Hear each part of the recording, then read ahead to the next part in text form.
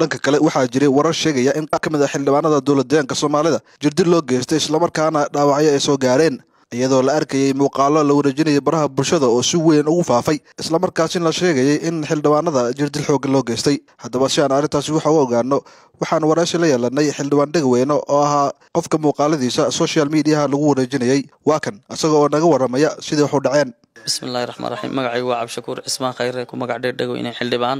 ka tirsan xildhibaanada dowladdeegaanka Soomaalida kana soo baxay degmada Dambal kulay qorsh waad maqasheen siday wax u dhaceen saaga markaan shirka ka soo baxnay annagoo nimid xafiiska baarlamaanka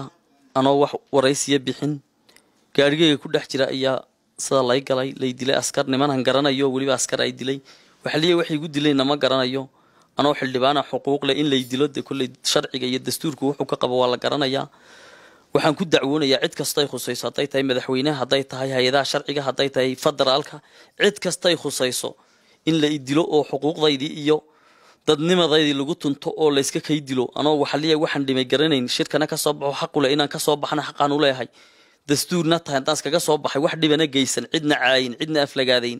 waraysi bixin gaarigayga saaran oo iska dhex jooga gaarigayga in la dilo oo askari timaado askartaasoo waliba niman garanayo la yaqaana waxay yihiin aan garanayn inay dilaan oo sida aad arkaysan nabarada ay geystaan iyadoo waliba gacantu jabanto biray ugu jiraan iyo maanta sida la galay fiidiyoogii kulay cadaynta cid kasto Soomaaliya ama cid kasto hay'adaha khusayso way arkeen fiidiyooga waxaan codsanayaa cid kasta khusayso in sharciga loo soo dhaweey cidii nabarka xaq darrada ay geysay kulay waxba noqon maayo waa gacan cadaawoon baan arkaa in la istilana tii hore wala istilaa tana ka daran annagii oo xildhibaanna marka maanta saarna noo garaacayo shacabka maxaad u malayni kala taga la karaayadna kala socdalana ma diidi karno sharciga cidna kama weyna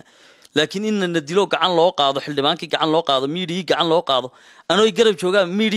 media ninka keenay waan islaam baan media keenay la igu haystay maxaan keenay waan wada joognay meesha xildhibaanadu way dhanay laakiin shakhsiyan ani la dilo gaar ahaan la bartilmaas meelsamo kulay waa wax la iskaga harayn waana la iskaga dambeyn doonaa hay'adaha sharciga cid kasta ay khusaysana waxaan leeyahay xuquuqdayda iyo dadnimadayda iyo dastuurku wuxuu xeernay haddaan khaldanahay ani sharci halay mariyo haddii kale cid waxaan samaysay waa dad la garanayo caday hantidaydii baa la iga qaatay moobiladeydii baa la iga qaatay gaarigaygii shakhsi aan u lahaa baa la iga qaatay xoog la iga kaxaystay deema la isdhici haddii la isdhacayo waa caadi dhibaato ma jiro ninba maalin uu xilka hayaa kuwii shalay dhibaato laga cabanayo dhibaatadii iyo tacadiyadii jira laga cabanayay annaguna maanta waxaan ku cabanaynaa tacadiyada lagu hayo shacabka iyo xildhibaanada iyo annagana nagu hayo annagiiba sidaan noo galaya shacabka maxaad u malayn shacabkii maxaad u malayn xildhibaankii la soo doortay cod soo doortay sida loo galayo xisaanad laga qaadin maxkamad waaran wax looga keenin iyo sidaan noo garaacaya waxaan leeyahay sharciga hal la ilaaliyo sareynta sharciga hal la ilaaliyo anna waan hoggaansameynaa sharciga dastuurka laakiin in sareynta sharciga la ilaaliyo la dhowro xuquuqda xildhibaanka la dhowro xuquuqda dadka bilaadanka la dhowro askarta qabiilkee dadka loo adeegsanaya markasta isku dhac yimaado kii hore waxa loo adeegsan dhibaato niman u dhow adeegsanaya la leeyahay kana waa niman u dhow nimankay dilay waa niman aan garanayo isaga u dhow kow hebel aan u garanayo magacdooda aan garanayo hantidaydii buu qaatay anuu la shakhsiyan gaarigaygii bay haystaan iminka sharciyan anu lahaa waxaliya waxaan soo ma jiro xildhibaanada un baan lamid ah soo baxay xaqna waan lahayn waanan badnayn xildhibaano badan baan ahayn waliba gaarigayga kamaan degan gaarigayga la igu hor yimid marxaatina way leedahay wax la igu dilayna ma garanay waxaan soo wasaday ma garanay kala taga hadii la yiraahdo sharci askar cidna sharciga kama weyna laakiin bud iyo laag iyo feer iyo qof la dilo si bilaadantinimada ka baxsan loo dilo xuquuqul insaanka hay'adaha khusayso xuquuqul insaanka cid kasta ay khusayso komishinka human rights-ka cid kasta ay xafiiska ra'iisul wasaaraha golaha federaalka federaalka hay'adaha nabadgelyada deegaanka cid kasta ay khusayso waa inaad tallaabo laga qaado cidii waxa noo geysatay haddii kale wax la iskaga haraya maaha godobina ma dhamaato sida ay gaadheen kulay maanta jug badan baa igu dhacday waad arkaysa fiidiyooyada ilaa 8 nin baa isugu kay tagay gacantan hore ay jabnayd iyadoo ay jabanta laag la igu dhifto dhulkaan ku dhacay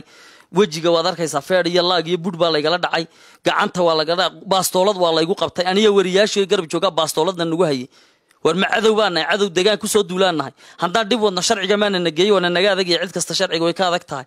cid aan sharciga ka adkeyn ma jiro sharcigu cid kastu ka adag waan hoggaansameynaa laakiin sida cadaawahna noola dhaqmo oo askar ka qabiilo sida u hadlayaan si cusureysan nasabkaygu caay qabiilkaygu caay waliba qabiiladayda inay caayo oo aniga ay caayo waa xaraam baan leenahay cidii waxa ka dambeysay kulay waa la iskaga dabayman haduu sharcigu wax ka qaban waayana meelo wax laga qabanaya jira ragana xarig iyo dil waa loo sameeyay haddiina nadila hadii la xarin nin ragaanu ay waanu diyaar baanu ahay nin waliba waqtigiisuna sugi yan leeyanu Abdullah Gamadid nabad TV joojiga